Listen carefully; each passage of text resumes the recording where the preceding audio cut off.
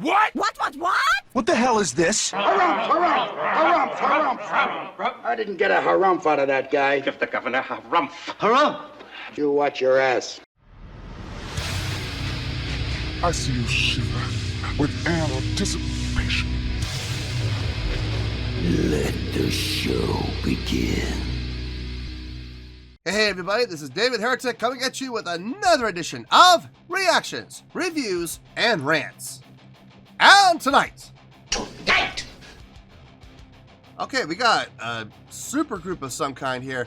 Don't have a name for the group, it's just a bunch of individuals. So making their debut on the channel tonight! And they're not even all making their debut. Some of these people have been on the channel before. We got a supergroup comprised of Dave Navarro, Taylor Hawkins, Chaney, and Corey Taylor coming together to perform a song by Alice in Chains called Man in the Box. Alright, so this was a request from Klaus Bremner. Klaus is the one who wanted to see me do this. Yeah, so you got the supergroup performing the Alice in Chains song, Man in the Box. Now, have I heard the song before? Yes, I've heard Man in the Box more times than I care to count. It's one of those songs that, in my personal opinion, kind of got overplayed between MTV, radio, used in TV spots, television ads, radio spots, movies, video games, you name it, it's been used. Okay, so have I heard the song? Yes, I'm very, very familiar with the song. As a matter of fact, I have played this song several times. So I am quite familiar with the song. So I will not be reacting to the song itself in any way, shape, or form. Now, I have not seen this supergroup ever perform together, and I've not heard them do this song before. So I will be reacting to their arrangement, what type of creative liberties they took, the live performance, what type of stage presence they had, any crowd interaction or interaction with each other on stage. That's what I'm going to be reacting to and grading and evaluating, not the song itself. Okay, so please keep that in mind.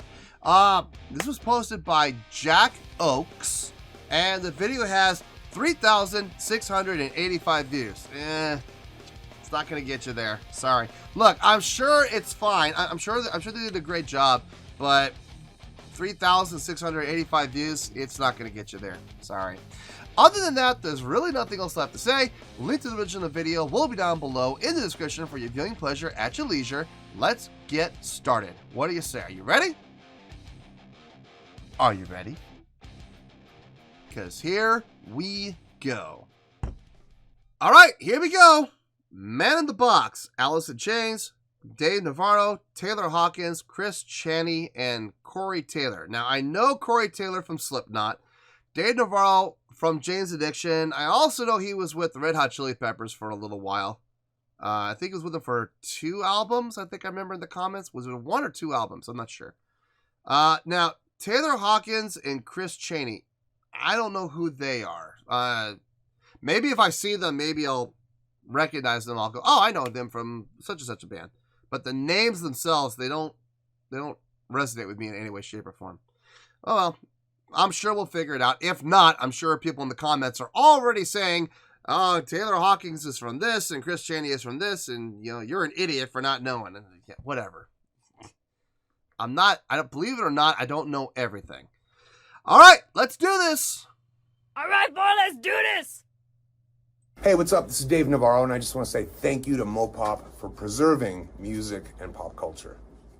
Mopop, thank you. You guys are rad, and it's killer that you guys are honoring Alice in Chains because they're rad too. I'm Taylor Hawkins. Oh, he's from the Foo Fighters. Okay.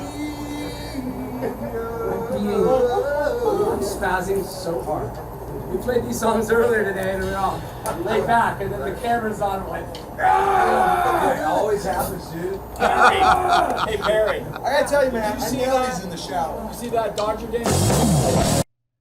I love the interaction before. Like, whenever you have the bands, you know, like You know, you don't always see this on stage, but like in rehearsal studios, this kind of stuff happens. It does. It really does, man. Every time we rehearse, we always have that kind of banter and that kind of joking around and those moments of levity. And it's fun. It's a lot of fun. And see groups like this that come together for like the first time have that same kind of familiarity. It's good.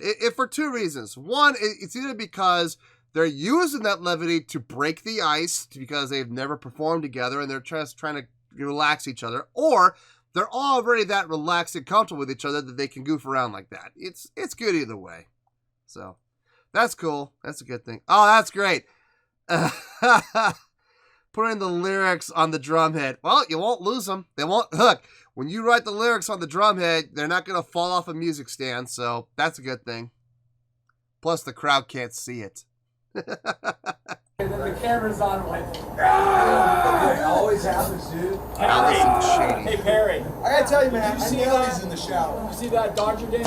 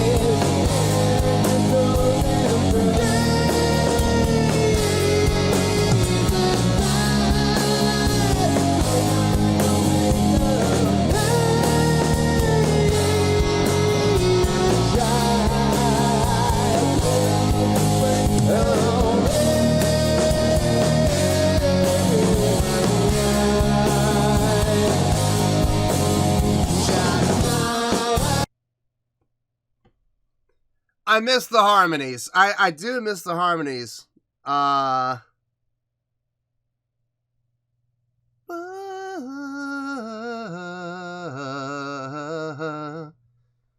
I miss those harmonies. I miss Jerry Cantrell's harmonies on the pre-chorus.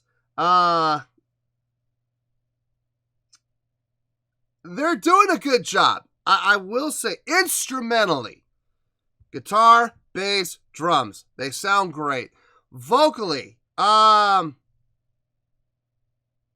Taylor is doing a great job on the verses. I will say on the verses, he's doing a fantastic job.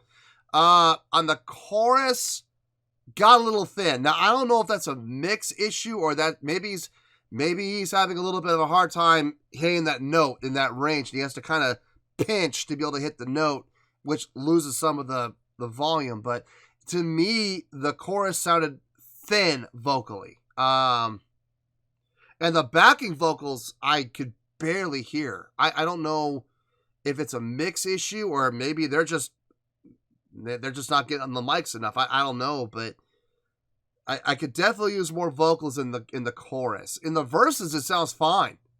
It sounds just fine. Let's keep going for right now. Let's see how this turns out.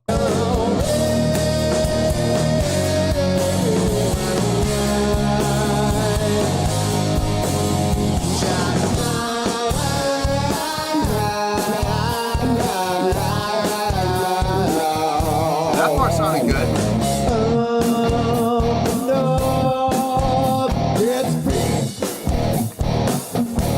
Yeah, a little interaction there.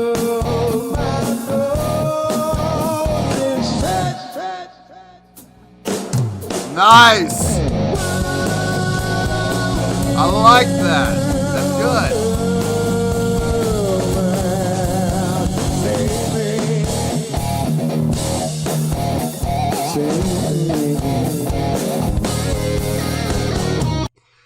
right there, that's what I'm talking about. When I talk about bands taking liberties and, you know, having some creative freedom to make the song their own, putting their own little stamp on it, doing little things like that, where you lay out, you know, even if it's just for a measure, you know, that's really cool, man. I love it when bands put their own little stamp on things, when they take those creative liberties and they make the song their own. It could use more of that. I'll be honest with you. They're staying very true to the original as far as, you know, the feel of the song, the pacing of the song. It's a little faster than the original, but so there's a little bit of a liberty taken with the tempo. Not much, just a little bit. But for the most part, it's in the same key. It's following the same structure. It's following the same layout, the same roadmap. So, I mean, it's not really deviating a whole lot from the original. I wish they had taken more liberties. You know, we still got like a minute and, well, I take that back. We got almost 2 minutes to go. So there's still time. There's still time for them to take some more liberties. We'll see what happens here. Liberty there.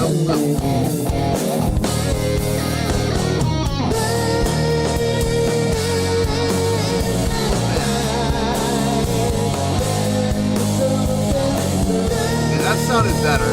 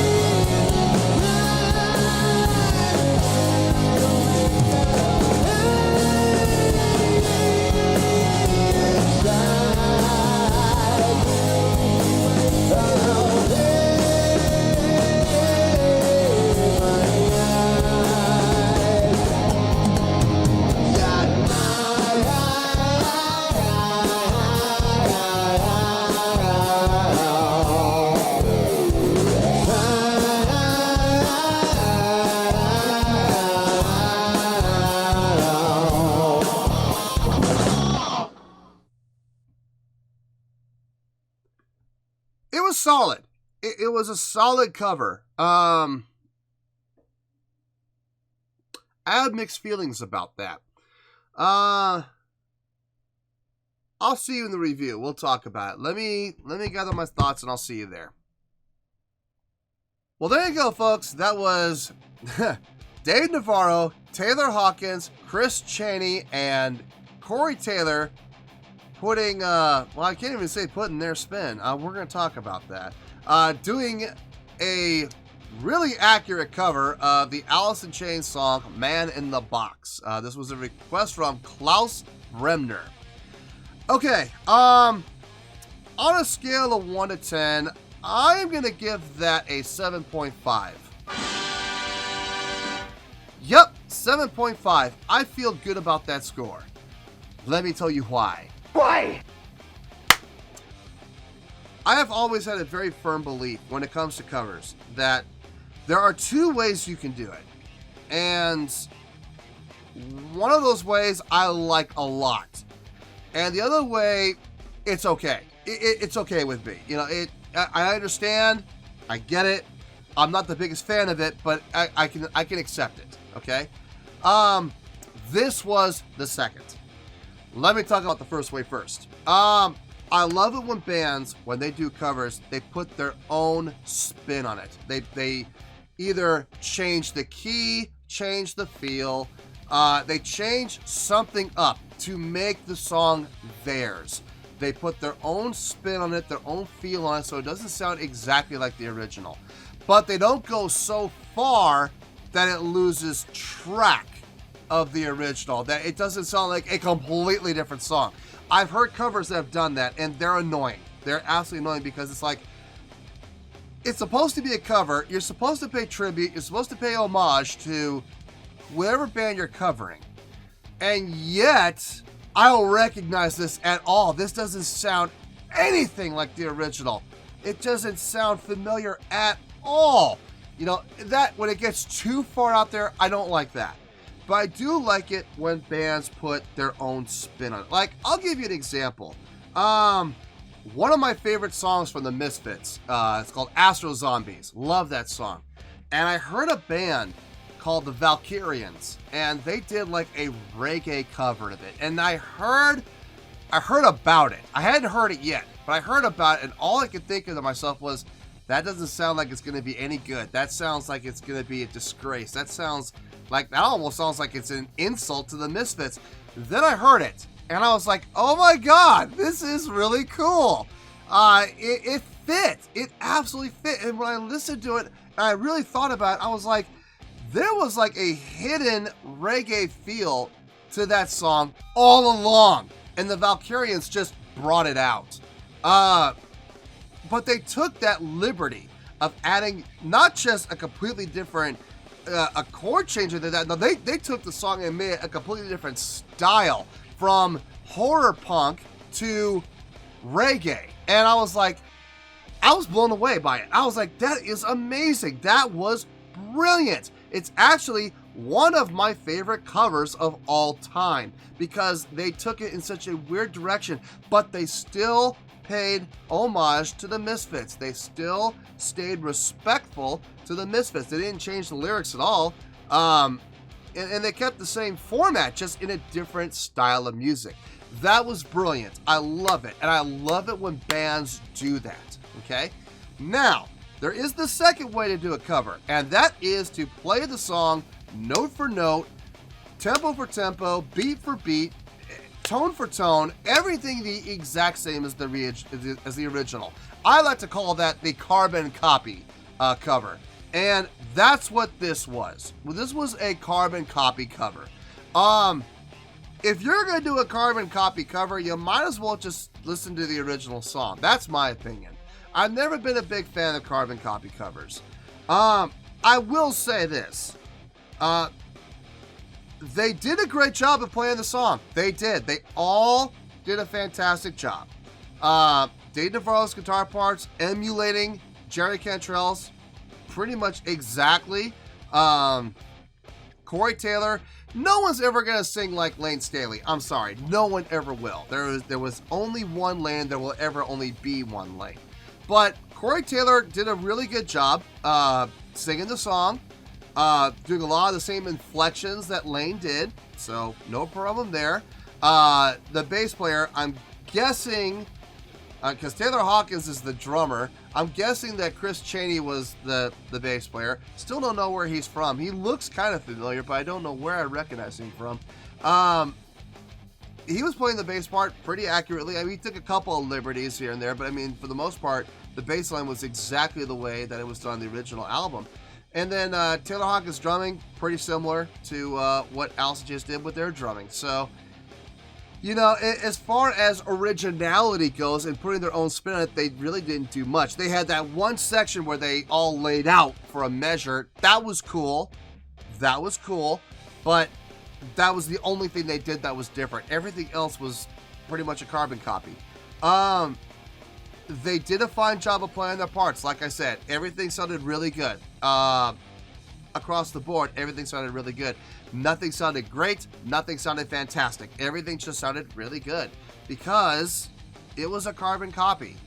That's all it really was. I mean, it was cool to see these four people come together who have probably, to the best of my knowledge, never played together before, and they played that as smooth as they did. The question is probably going to be asked of me, was that live or was that them, you know, doing a music video to a pre-recorded track that they recorded? I'm gonna go on a limb. I'm gonna say it was live because I was picking up some things in the mics that like his breathing. He was breathing into the mic. I could hear the breathing, and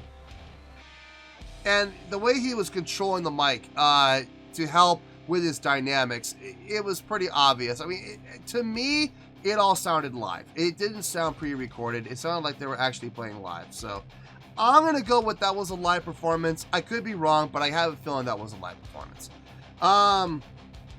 So yeah, the 7.5, I think it's where we're gonna stay. Like I said, it would have been nice if they had taken the song in a different direction, you know, and put their own liberties on it, put their own spin on it, and had some creative freedom with it. But instead, they decided to go the carbon copy route, which, like I said, nothing wrong with it. I'm just not the biggest fan of it. So a 7.5, all things considering, 7.5 is actually a very high score for a carbon copy cover. So 7.5 is where we're going to stay. So yeah, 7.5, final score, I have spoken. Well, that's going to do it for this edition of Reactions, Reviews, and Rants. Hopefully you all enjoyed the show. Hopefully I was able to entertain you. If I was able to put a smile on your face and brighten your day, then I did my job, and I'm so glad I could do it. If you did enjoy the show, and you would like to see more videos like this, feel free to join the fan base by clicking on that button down there. Yeah, you know the button I'm talking about. Click on that button, join the fan base to become one of us. Now, for whatever reason, if you don't feel like clicking on that button, that's okay. I still respect you. Also, if you did enjoy the video, please feel free to give the video a thumbs up. It'll do me a world of good and it will do you absolutely no harm whatsoever. Finally, if you guys do join the fan base, you will find a bell down there that you can click on. By clicking on that bell, it'll keep you up to date on everything happening with this channel, including when new content gets dropped. So, if you want to stay in the know, click on the bell and you'll stay in the know. Well, that's going to do it for the night, folks. Until next time, this is David Heretic signing off, reminding you to stay fabulous and support each other. Later. Peace.